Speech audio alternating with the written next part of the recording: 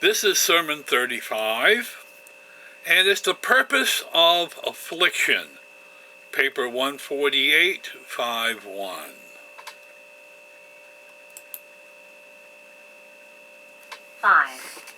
The purpose of affliction. At another of these private interviews in the garden, Nathanael asked Jesus, "Master, though I am beginning to understand why you refuse to practice healing indiscriminately, I am still at a loss to understand why the loving Father in heaven permits so many of his children on earth to suffer so many afflictions." The Master answered Nathanael, saying, "Nathanael, you and many others are thus perplexed because you do not comprehend how the natural order of this world has been so many times upset by the sinful adventures of certain rebellious traitors to the Father's will. And I have come to make a beginning of setting these things in order. But many ages will be required to restore this part of the universe to former paths, and thus release the children of men from the extra burdens of sin and rebellion. The presence of evil alone is sufficient test for the ascension of man. Sin is not essential to survival.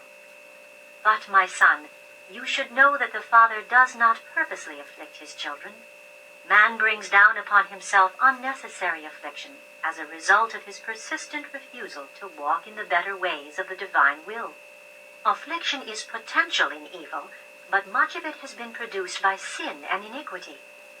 Many unusual events have transpired on this world, and it is not strange that all thinking men should be perplexed by the scenes of suffering and affliction which they witness. But of one thing you may be sure. The Father does not send affliction as an arbitrary punishment for wrongdoing. The imperfections and handicaps of evil are inherent. The penalties of sin are inevitable. The destroying consequences of iniquity are inexorable.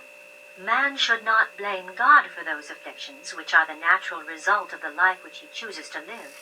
Neither should man complain of those experiences which are a part of life as it is lived on this world. It is the Father's will that mortal man should work persistently and consistently toward the betterment of his estate on earth. Intelligent application would enable man to overcome much of his earthly misery. Nathanael, it is our mission to help men solve their spiritual problems, and in this way to quicken their minds, so that they may be the better prepared and inspired to go about solving their manifold material problems.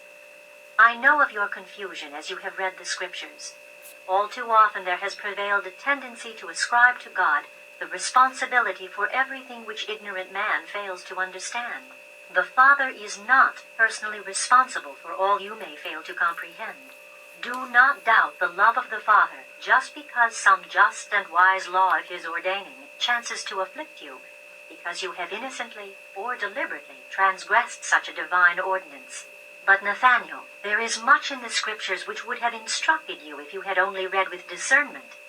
Do you not remember that it is written, "My son, despise not the chastening of the Lord, neither be weary of his correction, for whom the Lord loves he corrects, even as the Father corrects the Son in whom he takes delight."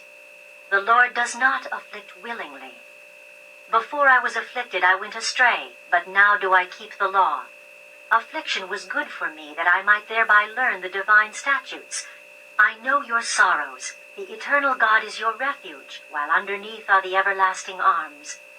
The Lord also is a refuge for the oppressed, a haven of rest in times of trouble.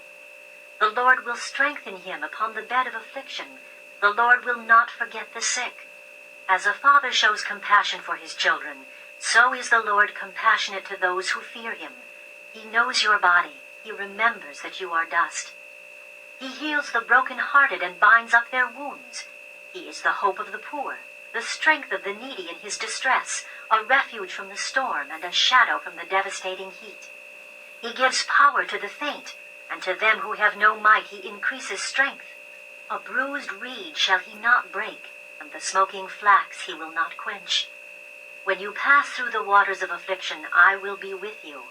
And when the rivers of adversity overflow you, I will not forsake you. He has sent me to bind up the broken-hearted, to proclaim liberty to the captives, and to comfort all who mourn. There is correction in suffering.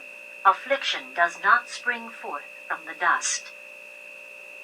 This reading from the Urantia book is presented by truthbook.com. Audio version courtesy of Urantia Foundation. That's all. My name is Minister John Ruland III, and I will catch you next time.